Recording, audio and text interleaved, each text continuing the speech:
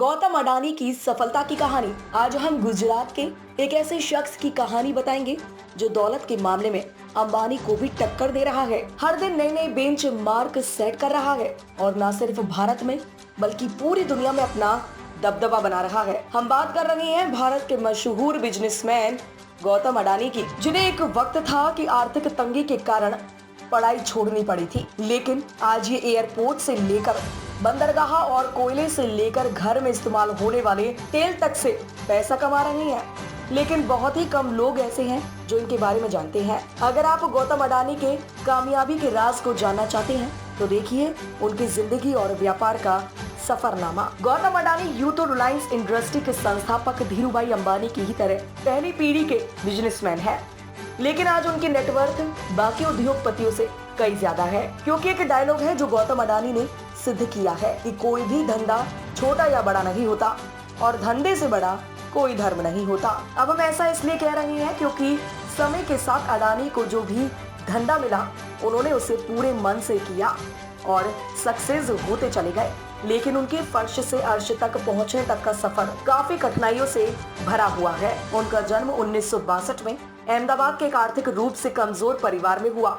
पिता का छोटा सा काम था, लेकिन कुछ खास चल नहीं रहा था। ऐसे वक्त के साथ आर्थिक हालात और बिगड़ते चले गए, जिसकी वजह से गौतम अडानी को अपनी पढ़ाई को बीच में ही छोड़नी पड़ी और काम के लिए हाथ पैर मारने पड़े। इसी बीच वह बड़े शहर बड़ी उम्मीदें लेकर कम उम्र में ही मुंबई आ गए, जहां शुरुआत में तो काफी संघर्ष करना पड़ा, लेकिन कुछ वक्त के बाद उन्हें एक डायमंड सप्लायर के वहां नौकरी मिल गई। 3 सालों के बाद काम करने के बाद उन्हें समझ में आया कि जिंदगी में करना क्या है, इसलिए उन्होंने वह नौकरी छोड़कर अपना काम शुरू किया और जवेरी बाजार में डायमंड ब्रोकरी की शुरुआत की। गौतम अडानी को अपनी जिंदगी का राय पता था, यानी वो काम क्यों कर रहे हैं, इसलिए उन्होंने जी तोड़ मेहनत की और कम उम्र में ही धंधा दौड़ा दिया। लेकिन उनकी किस्मत चमकी 1981 से, जब उनके बड़े भाई ने उन्हें अहमदाबाद बुलाया। दरअसल भाई ने सामानों को लपेटने वाला प्लास्टिक की एक कंपनी खरीदी, मगर वो चल नहीं रही थी क्योंकि जो कच्चा माल चाहिए था वो जरूरत के हिसाब से नहीं मिल पा रहा था। बाहर देशों से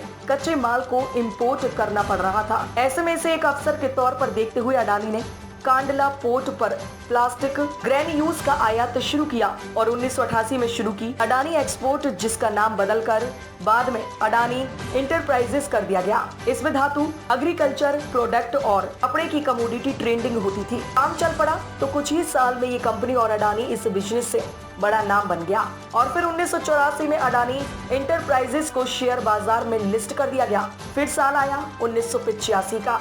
ये वो साल था जिसने आज उनके इस मुकाम तक पहुंचने की नींव रखी, क्योंकि इस वक्त गुजरात सरकार पोर्ट डेवलपमेंट के लिए प्राइवेट कंपनी की तलाश कर रही थी। ऐसे में जैसे ही ये खबरें अडानी तक पहुंची, उन्हें कमाई का एक और सोर्स नजर आया, इसलिए उन्होंने गुजरात के सबसे बड़े बंदरगाह मुद्रा पोर्ट को ही खरीद लिया।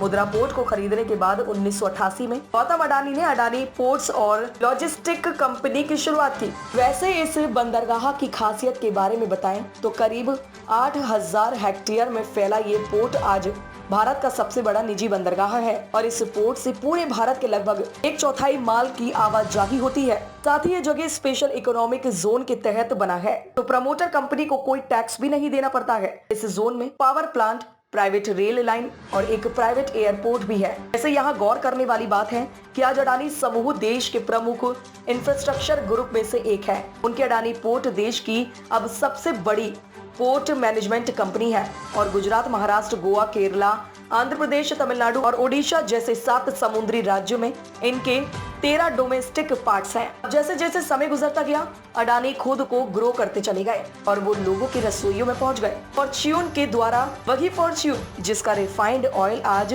हर घर में सुबह शाम दिन रात इस्तेमाल होता है। जनवरी 1999 में अडानी ग्रुप ने विलमार बिजनेस ग्रुप के साथ हाथ मिलाकर खाने के तेल के बिजनेस में कदम रखा था। ऐसे फॉर्च्यून तेल के अलावा अडानी ग्रुप टाटा चावल, दाल, चीनी जैसे दर्जनों जैसे हिस्से से जुड़ा हुआ है। इसके रखरखाव के लिए 2005 में अडानी ग्रुप ने फूड कॉर्पोरेशन ऑफ इंडिया के साथ मिलकर अलग अलग राज्यों में बड़े बड़े साय सॉस बनाए। साय सॉस वो चीज होती है जिसमें बड़े पैमाने पर अनाज को रखा जाता है। साय सॉस की कनेक्टिविटी के लिए अडानी ग्रुप ने नीचे रेल लाइन भी बनाई ताकि अनाज को लाने और ले जाने में आसानी हो। अब गौतम अडानी को काले कोयले में भी पैसा दिखा उन्होंने डोमेस्टिक इलेक्ट्रिसिटी का जनरेशन किया, बड़े बड़े राज्यों को बिजली सप्लाई करनी शुरू की, लेकिन इतने बड़े पावर प्लांट को चलाने के लिए जरूरत से ज्यादा कोयला चाहिए था, इसलिए दिमाग चलाया और इसलिए ऑस्ट्रेलिया के एक कोल माइन को खरीद डाला। फॉर्च्यून इंडिया मैगजीन के मुताबिक 2010 में अडानी ने लिंक एंजरी से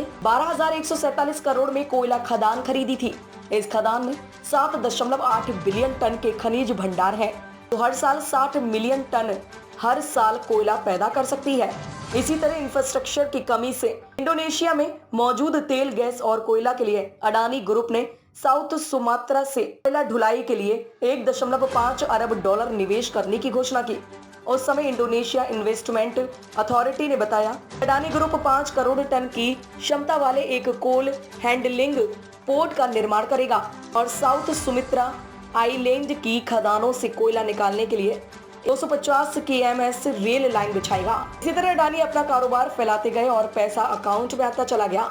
अडानी साम्राज्य का कारोबार 2012 में 73.5 करोड़ डॉलर था, वो 2014 तक आते आते 10 अरब डॉलर हो गया। काफी वक्त की जरूरत को देखते हुए अडानी ग्रुप ने नेचुरल गैस के क्षेत्र में भी बिजनेस को बढ़ाया। 2017 में सोलर PV पैनल बनाना शुरू किए। बंदरगाह और निजी रेल लाइन के बाद अडानी ने एयरपोर्ट्स की तरफ उड़ान भरी। 2019 में अहमदाबाद, लखनऊ, मंगलोर, जयपुर, गुवाहाटी और तिरुवनंतपुरम जैसे 6 हवाई अड्डों के मॉडर्नाइजेशन और ऑपरेशन की जिम्मेदारी उठा ली। अब अगले 50 सालों तक अडानी ग्रुप इन सभी एयरपोर्ट का ऑपरेशन, मैनेजमेंट और डेवलपमेंट संभालेगा। मुंबई इंटरनेशनल एयरपोर्ट लिमिटेड में भी अडानी ग्रुप के पास 70% की हिस्सेदारी है। ये बताने की जरूरत नहीं है कि भारत में मुंबई एयरपोर्ट दिल्ली के बाद देश का सबसे बड़ा एयरपोर्ट है। ऐसे जिस तरह सुंदर आकार लेने से पहले सोने को खूब तपाया जाता है, उसी तरह गौतम अडानी को भी जीवन में कई तरह का ताप झेलना पड़ा।